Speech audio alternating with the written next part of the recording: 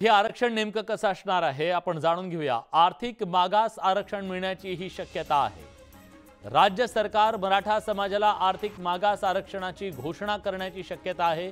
मागास आयोग अहवालाच्या शिफारसीनुसार हे आरक्षण मिळू शकतं।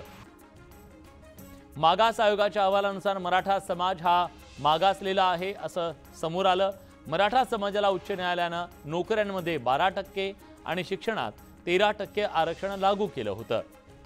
आता याच धर्तीवर 12 आणि 13% आरक्षणाची आयोगाची शिफारस आहे।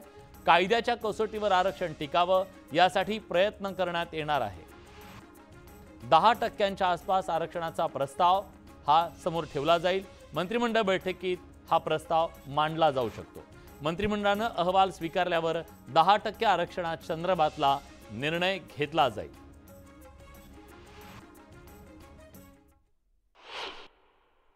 आपले प्रतिनिधी अजित मांढरे आपल्या सोबत आता जोडले गेलेले आहेत। अजित, महाराष्ट्रातल्या तमाम मराठा बांधवांच्या आणि ओबीसी बांधवांच्या सुद्धा मनात प्रश्न हाच आहे, हे आरक्षण 50%च्या वरचा असेल का? आणि जर ते 50%च्या वरचा असेल तर मग ते टिकणार का? मुख्यमंत्री म्हणतात होय, हे टिकणारं आरक्षण असेल। कसं? नक्कीच विलास, याआधी एक महत्त्वाची बातमी सांगतो, ती म्हणजे उद्याच्या अधिवेशनामध्ये राज्य सरकार मराठा आरक्षण विधेयक आणणार आहे।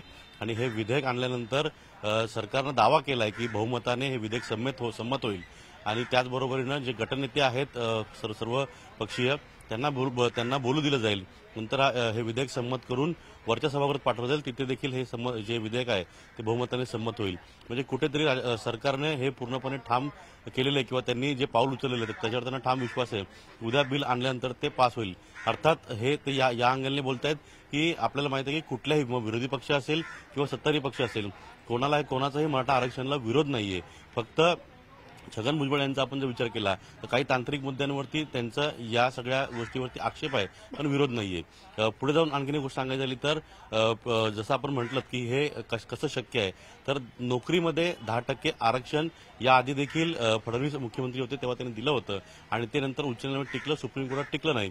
कारण त्या ठिकाणी ज्यांनी या आरक्षणाला विरोध केला होता त्यांनी मराठा समाज मागासलेला नसून हा सदन समाज आहे हे कोर्टामध्ये प्रेझेंट केलं होतं। तर आता मराठा समाज हा सदन नसून हा मागासलेला आहे हे प्रेझेंट करण्याकरता सरकारनं 3 जे आयोग आहेत माजी न्यायाधीशांचे ते स्थापन केले होते। त्यांच्यामार्फत वेगवेगळे सर्वे केले गेलेले आहेत। यामध्ये मोठ्या प्रमाणावरती सरकारी यंत्रणा जी आहेत त्यांचा वापर सरकारने केलेला आहे, सर्वेक्षण केलेलं आहे। यामध्ये जवळपास 70% मराठा समाज जो आहे, 70%पेक्षा जास्त मराठा समाज हा मागासलेला आहे, या अहवालामध्ये स्पष्ट नमूद करण्यात आलेलं आहे।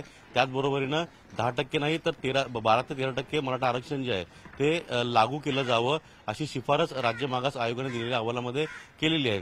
या सर्व तांत्रिक गोष्टी आहेत, ज्या तांत्रिक गोष्टींच्या आधारे सरकारनं हा दावा केलेला आहे की हे आरक्षण मराठा आरक्षण बिल जे आहे ते उद्या मांडल्यानंतर ते बहुमताने संमत झाल्यानंतर जरी त्याला कोर्टामध्ये चॅलेंज दिलं गेलं तरी या सर्व जे सर्वेक्षण असेल किंवा विविध बाबी ज्या आहेत त्या सरकारी यंत्रणांचा वापर करून आणि माजी न्यायाधीश त्यांना त्या दृष्टीने सुद्धा आता पावलं उचलली गेलेली आहेत आणि उद्या मराठा समाजाला या आरक्षणाची घोषणा होणार आहे। धन्यवाद तुम्ही दिलेल्या सगळ्या सविस्तर माहितीबद्दल। एक छोटासा ब्रेक, कुठे जाऊ नका, पहा फक्त न्यूज 18 लोकमत।